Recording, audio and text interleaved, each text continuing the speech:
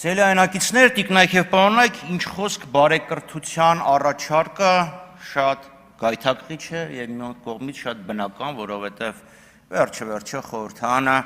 նաև ինչ-որ չափով ուղեցույց է, ինչպես խորհրդարանում են մարդիկ խոսում, այնպես էլ հասարակությունն է իրենց հետ այդպես վերաբերվում։ Օրինակ, եթե նայենք հանրային հեռուստաընկերության եթերից հնչող խոսակցության ձևը, ոճը, հենց փորձում են պարզունակ խոսել, բայց շատ հաճախ գրեհիկ, ոչ թե վիրավորական, այլ գրեհիկ հայերենով խոսվում և դա հասարակության վրա տարածվում է։ Չգիտեմ, են պարզ, բադու, լավա, ջոգում ես, դզողա, չէ, օրինակ հանրայինի եթերում կարծեմ 10-15 տարի առաջ նման բաներ չկան։ Եվ հիմա դա տարածվում է հասարակության վրա։ Հիմա բարեկրթության մասին առաջարկությունը, պարոն Ռուբինյան, էլի եմ ասում, շատ գայթակղիչ է, շատ տրամաբանական է, բայց բարեկրթությունը վերջապես միայն գեղեցիկ խոսքերը չեն, որովհետև ամեն փայլուն բան չի, որ ոսկի է։ Բարեկրթությունը ենթադրում է նաև երկխոսության որոշակի կանոնների պահպանում և երկխոսության կանոնները պահանջում են, որ հարցը, որը հնչում է, և հարցի պատասխանը որոշակի աղերս պետք է ունենան իրար հետ։ ՔՊԱ-ական իշխանության ձևավորումից հետո ես ինչքան ասում որևէ կերպ չի ստացվում, հարցը տալիս ես և պատասխան ես սպասում։ Օրինակ, եթե Նիկոլ Փաշինյանին հարցնես, ասես, բարի երեկո, պարոն Փաշինյան, ինչպես ստացվեց, որ Հայաստանում տեղի ունենում նոր սեփականաշնորհման գործընթացներ, հարստության վերաբաշխում և պատահաբար հանկարծ ռազմավարական նշանակություն ունեցող ձեռնարկություններում բաժնեմաս են ստանում, օրինակ օֆշորային ընկերություններ, օրինակ ընկերություն, որը խոսքը գնում է Ամիոյի մասին, բաժնետերիս մասին, որը գրանցված է Շվեյցարիայում,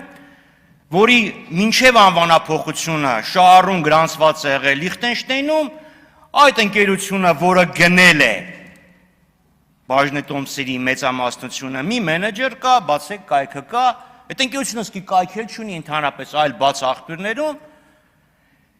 վերանվանումից հետո գրանցված է մի հասցեն, որի վրա գրանցված է ևս 90 ընկերություն։ Պատասխանը գիտեք ոնց կլինի, իսկ ինչ է բարին։ Արդյոք ինչը բարի է մեկի համար, բարի է մյուսի համար։ Կսկսի բացատրել բարու և չարու տարբերությունը, վերջը այնպես կմեկնաբանի Նիչեի բարուց և չարից անդին գործը, որ Նիչեն այն աշխարհում 16 անգամ կպտտվի իր առանցքի շուրջ։ Բայց գոնե բարի բառից է բռնում, որ ասել է, սխալվել ես, ասել ես բարի երեկո։ Պարոն Կոնջարյան, մեր հարցը և պատասխանի մեջ, ախր ընդհանրապես որևէ աղերս չկար, որևէ կապ չկար հարցի և պատասխանի միջև։ Կարծում եմ դա բարեկրթության խախտում է, որովհետև մակերեսի վրա, այո, ոսկեղնիկ հայերեն էր, բայց տակը ուղղակի անարգանք է հարց տվողի նկատմամբ։ Նմանապես բարեկրթությունը նաև որոշակի տրամաբանություն է ենթադրում։ Եթե այստեղ ՔՊԱ-ականները գալի ասում են, ընտրությունները խախտվել են, կաշառք ա եղել է, սա եղել է, նա եղել,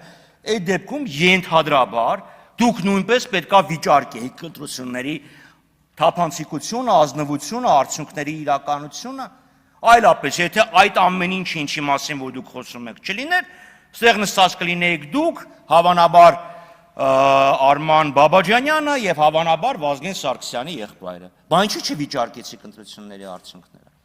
Էս էլ Մյունխաուզենի կնոջ նման դառավ։ Ասում է ինչ ա անում, քննադատում, հայոյում, վիրավորում, ասում է բա ինչ ա ուզում, ուզում է որ չբաժանեն։ Բայց թե այդքան վատ ա եղել, դուք էլ մեր հետ միասին գնայինք, վիճարկեինք, նոր ընտրություններ պահանջեինք։ Ինչի եք պաշտպանում ընտրությունների արդյունքները։ Մյուսը զարգացում և փոփոխություններ, ամեն դեպքում, պարոն Կոնջարյան, ստեղ պետքա ձեզ կրեդիտ բառով էր ասում, այդ դա ասել։ Այո, իհարկե, մարդ պետքա զարգանա, փոխվի, այլապես պրոգրես չի լինի։ Բացառման բացառումը զարգացման գրավականներից է։ Եվ ես ուրախ եմ, որ զարգացում եմ տեսնում ձեր մոտ, որովհետև մի քաղաքական ուժ, որը ասում էր պետությունը վատագույն տնտեսվարն է, այսինքն ընդգծված աջակողմյան տնտեսական ուղղություն ունեցող քաղաքական ուժ էր, այստեղից հանդես էր գալիս ընդգծված ձախ դիրքերից, չէ՞։ Բա ինչ ա, վերցրեցինք կառավարումը, տեսեք իրավիճակը ավել լավ ա, բա ինչով ասես պետքա նայենք, մեր վերցնելուց հետո հեծն ավել լավ աշխատում, այո, հեծն ավելի լավ աշխատում, հայ փոստն ավելի լավ աշխատում, ողջունելի զարգացում է։ Բայց ստեղ Տիկին Ղազարյան, դուք ո՞նց եք գնալու Եվրոպայի համար լիբերալների եւ ժողովրդավարների ալյանսում հիմնավորեք, որ դուք մերժում եք պետությունը վատագույն տնտեսվարն է պարադիգման համայելով այն բացառապես կեղծ եւ անհիմն։ Ո՞նց եք անելու, թե գնալու եք այնտեղ ասեք, վայ, Արշակ երկրորդի հակառակ տարբերակն է, հենց հասա Ստրասբուրգի կամ Բրյուսելի հող հասկացա, որ սխալվել են ստեղ։ Եվ բայց ուրիշ բան ասեմ, հանկարծ սոցիալիստերի մոտ չգնաք, որովհետև ձեր մոտեցումը, դու կոմունիստականը չի, շարիկվություն է, վերցնել եւ կիսել։ Չէ, մենք կվերցնենք եւ ժողովրդին կկիսենք։ Այսինքն այդ զարգացումն էլ չէ որոշակի սկզբունքների եւ որոշակի տրամաբանության պետք է հետևի։ Ինչևէ, անդրադառնանք պարոն Ալեքսանյանին։ Պարոն Ալեքսանյան, պետք է ասեմ, որ սա ձեր երևի անկեղծ դրսև ելույթներից մեկն էր, եւ սա եւ նախորդ խոսքը, երբ մենք հարց տվեցինք, լավ, մարդու իրավունքների մասին եք խոսում, մարդու իրավունքների հարգանքի մասին եք խոսում, պատիժը, թե ուրեմն դատա, իրանք ուրեմն երևություն ուժի մեջ մտած դատական ակտի կատարում ազատազրկման տեսքով, եւ թե հատկապես խափանման միջոց կալանքը պատիժ է եւ հարց տվեցինք Տիկին Արեգնազ Մանուկյանը եւ իր երեխան իրար հետ շփվելու իրավունքից զրկված են։ Երեխան 14 տարեկան է, այսինքն երկու չափահաս մարդկանցից զրկեք, դեռ կարող է ասեք, որ աչքով, ունքով, սենց մի կերպ գաղտնի տեղեկություններ կփոխանցեն, բայց այդտեղ 14 տարեկան երեխու մասին է խոսքը։ Այդ հարցին չանդրադարձակ, անցակ Արեգնազ Մանուկյանը խախտեցիք անմեղության կանխավարկածը, ինչ ունասես կախեցիք վրան։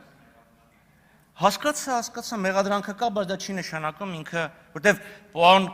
Կարապետ Ռուբինյանի վրա էլ մեղադրանք կար, բայց դա հանվեց։ Այսինքն դուք չանդրադարձաք նրան, որ խափանման միջոցը օգտագործվում է որպես տանջանք։ Չանդրադարձաք, որ դուք այդ երեխուն տանջում եք։ Լավ, խափանման միջոցը ո՞նց կարելի է որպես տանջանք օգտագործել։ Ինչ եք այդ երեխուն տանջում, որ ինքը գա իր մորը տեսնի, դրանից արդարադատությունը կտուժի։ Երեխայի հասկանում եք, ինքը չի կարա մայրը սենց աչքով ինչ որ մի բան ասի, ինքն էլ գնա փաստաբանն ասի, չէ, այսպես փոխի ես քո ցուցմունքը, որ չասեն, թե դու շպիոն ես։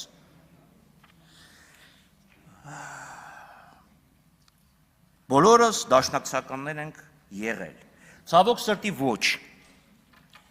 Երբ Հայաստանը անկախացավ, խոսքը չի գնում սեպտեմբերի 21-ին, խոսքը գնում է 20 թվականի մայիսի 20-ի ներողություն, 1990 թվականի մայիսի 20-ի ընտրություններից հետո ձևավորված իրավիճակի մասին։ Եվ քննարկում էր Հայաստանի զարգացման ուղեգիծը, կար երկու մրցող մոտեցում։ Պարոն Քոչյանը վստահաբար կհիշի, որ անկախության հռչակագրի 3 տարբերակ կար։ Առաջինը Ռուբիկ Համբարձումյան, ներողություն, Ռաֆիկ Համբարձումյան, եւ 2A եւ 2B։ Եվ ստեղ իրոք երկու մրցակցող մոտեցում կար։ ՀՀՇ դաշնակցություն կամ Ժիրայր Լիպարիսյան, Հրայր Մարուխյան։ Այլ տարբերակ ընտրվեց, չգնաց բոլորը դաշնակցականները։ Ոչ։ Օրինակ, ցեղասպանության ընդունումը հիշում եք Լեոն Տեր-Պետրոսյանը դեմ էր, եւ նույնիսկ այն Իվանովը խոսեց, թե ես ինչա կատարում, բայց Հայաստանի առաջի հանրապետության իրավահաջորդը չընտրվեց։ Այսինքն այդ վեճը կար, բայց պետությունը չգնաց այն տեսլականով, որ դաշնակցություններ առաջարկում։ Հիմա դուք ասում եք բոլորս դաշնակցականներ են եղել, եւ դրա համար պետությունը գնաց սխալ ճանապարհով։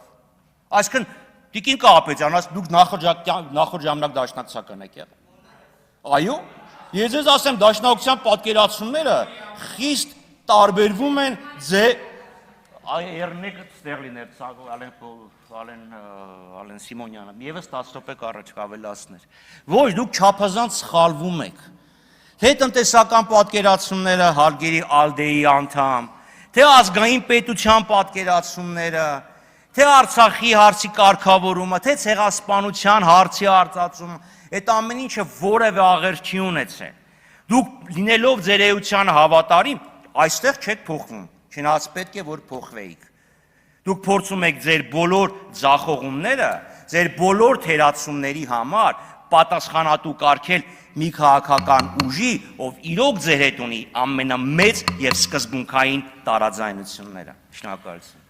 Լենա Մաթևոսյան, նախապատրաստվի Մեսրոպ Մանուկյանը։